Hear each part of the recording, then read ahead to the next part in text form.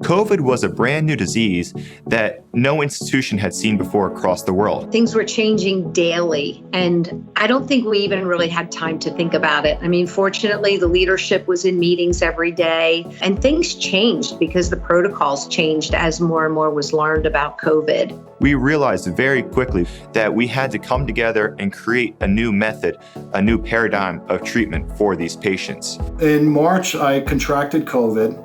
I was able to connect with my doctor on Microsoft Teams. He's like, it's time, you gotta go. My breathing was getting worse, and that's when they transferred me to the ICU about 36 hours after I was admitted to the hospital. We've been able to use Microsoft Cloud for healthcare to come together, have meetings, share documents, share data, and constantly evaluate ourselves so that we're getting the best outcomes for our patients. Here I am alone, and my son is home alone, and it really became real that I may not survive this. And it was scary. We've relied on a whole host of tools from Microsoft, not just Microsoft Teams, but other apps such as Dynamics 365, Power BI, Power Apps. It's beautiful when technology fades into the background and we're left with tools that just work.